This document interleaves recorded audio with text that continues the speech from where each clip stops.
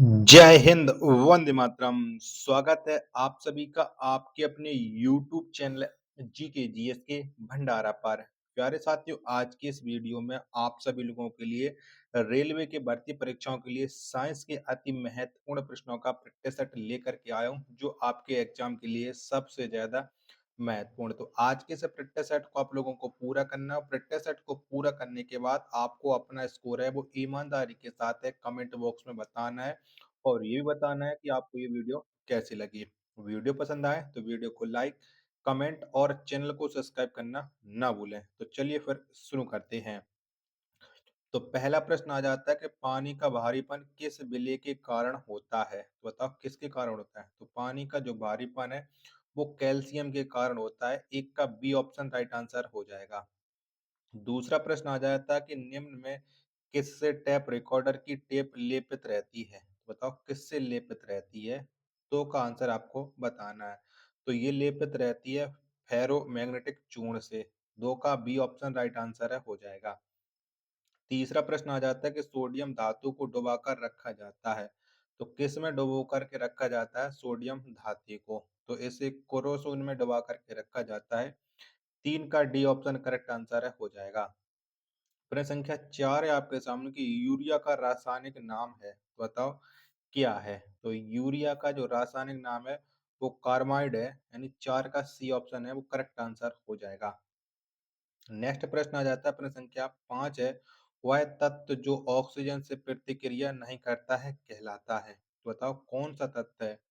5 का आंसर आपको बताना है। तो आयोडीन वह तत्व है जो ऑक्सीजन से प्रतिक्रिया नहीं करता है। 5 का बी ऑप्शन करेक्ट आंसर हो जाएगा। अगला प्रश्न है प्रश्न संख्या 6 है आपके सामने। रियान, लाइनोन तथा पॉलिस्टर एक रेशा है। तो ये कैसे रेशे हैं? 6 का आंसर आपको बताना है। तो रियान, लाइलॉन तथा पॉलिस्टर यह एक संश्लिष्ट रेशे हैं, यानी 6 का बी ऑप्शन करेक्ट आंसर है हो जाएगा। सातवां प्रश्न आ जाता है कि मरकरी को किस धातु के पात्र में रखा जा सकता है? बताओ किस में रखा जा सकता है? तो मरकरी के धातु को लोहा के पात्र में रखा जा सकता है। 7 का सी ऑप्शन राइट आंसर है हो जाएगा। आठवां प्रश्न आ जाता है कि निम्न में कौन जल से हल्का होता है? तो बताओ कौन होता है इन चारों में से? तो जल से जो हल्का होता है वो सोडियम होता है। 8 का बी ऑप्शन राइट आंसर हो जाएगा। नौवां प्रश्न है कि सामान्य ट्यूबलाइट में कौन सी गैस होती है? बताओ कौन सी गैस भरी होती है? तो सामान्य जो ट्यूबलाइट होती है इसमें आर्गन के साथ है मरकरी वेपर भरी होती है। 9 का सी ऑप्शन है करेक्ट आंसर हो जाएगा।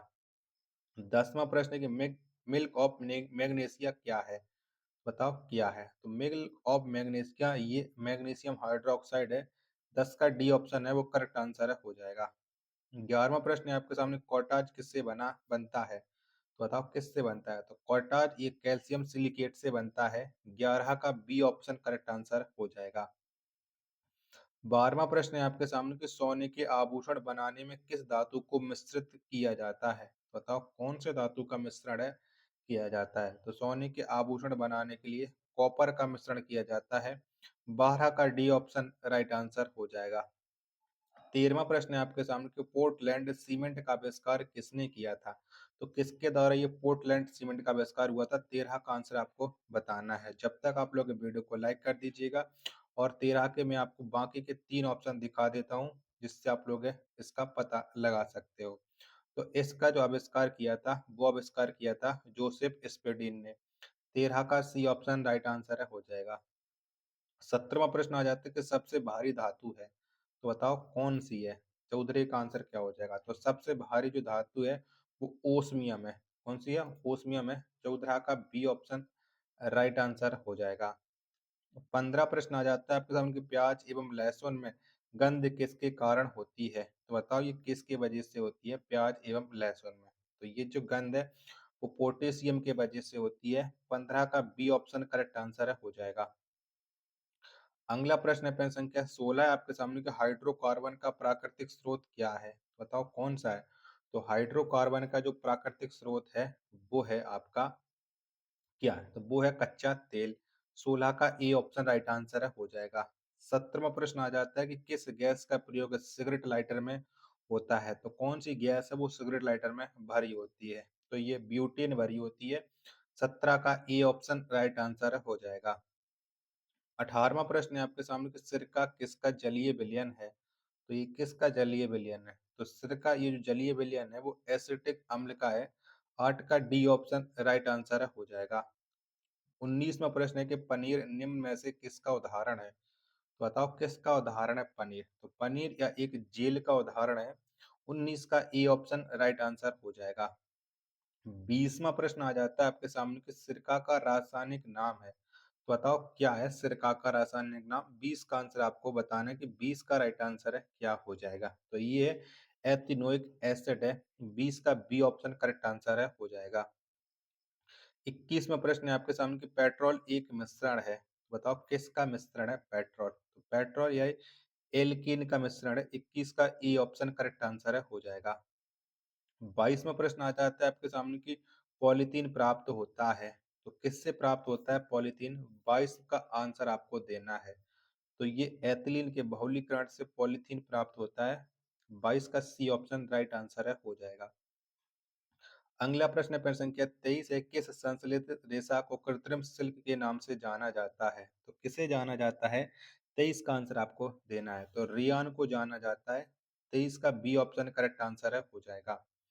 अगला प्रश्न है प्रश्न संख्या 24 है आपके सामने कि नायलॉन होता है नायलॉन है। तो बताओ नायलॉन क्या है? तो नायलॉन या एक पॉलीएमाइड है। 24 का ई ऑप्शन राइट आंसर है हो जाएगा।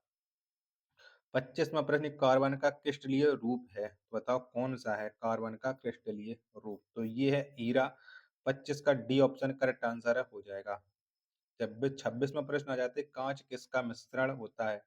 तो कांच ये किस किस से मिलकर के बना होता है ये आपको बताना है।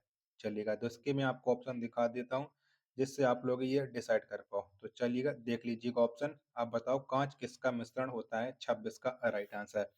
तो बालू और सिलिकेट का मिश्रण होता है कांच। 26 का सी ऑप्शन करेक्ट आंसर हो जाएगा। 27वां प्रश्न कि डायनामाइट में मुख्य रूप से पाया जाता है। तो क्या पाया जाता है? तो डायनामाइट में मुख्य रूप से नाइट्रोग्लिसरीन पाया जाता है। 27 का सी ऑप्शन करेक्ट आंसर हो जाएगा। 28वां प्रश्न किस अम्ल में ऑक्सीजन नहीं होता है? तो बताओ कौन से अम्ल में नहीं होता है? 28 का राइट आंसर।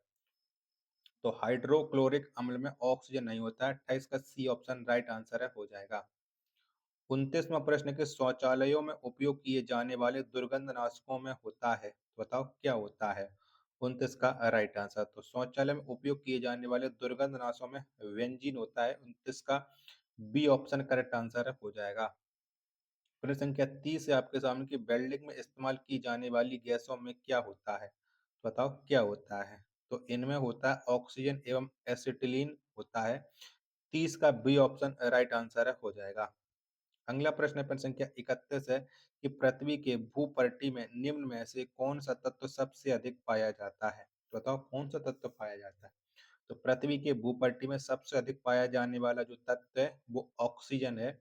31 का ए ऑप्शन है वो राइट आंसर हो जाएगा। 32वां प्रश्न आ जाता है अग्निशमक से निकलती है। बताओ क्या निकलता है अग्निशमक से? 32 का राइट आंसर। तो इससे निकलता है कार्बन डाइऑक्साइड। 32 का सी ऑप्शन है वो राइट आंसर हो जाएगा। आशा करता हूँ कि आपको ये वीडियो जरूर पसंद आ रही होगी। तो वीडियो को आप एक बार लाइक कर देना और चैनल को अभी तक आप लोगों ने सब्सक्राइब नहीं कर रखा होगा तो चैनल को आप लोग जरूर सब्सक्राइब कर लीजिएगा।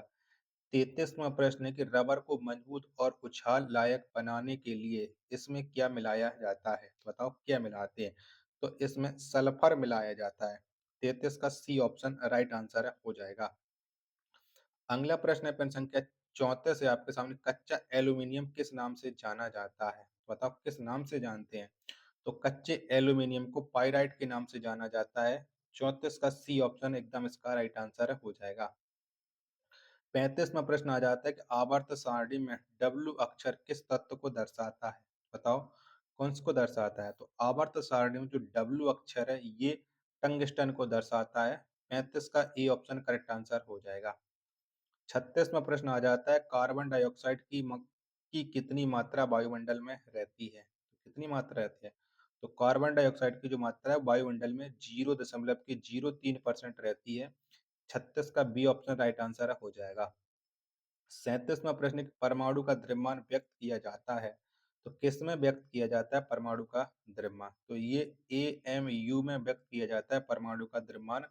37 का सी ऑप्शन राइट आंसर हो जाएगा। आशा करता हूँ कि आपको ये वीडियो पसंद आ रही होगी, तो वीडियो को एक बार लाइक कर देना और चैनल को अभी तक आप लोगों ने सब्सक्राइब नहीं कर रखा होगा, तो चैनल को आप लोग ज़रूर सब्सक्राइब कर लीजिएगा। मिलते हैं फिर अपने एक और नेक्स्ट वीडियो के साथ, तब तक के लिए धन्यवाद। जय हिंद, वंदे मातरम।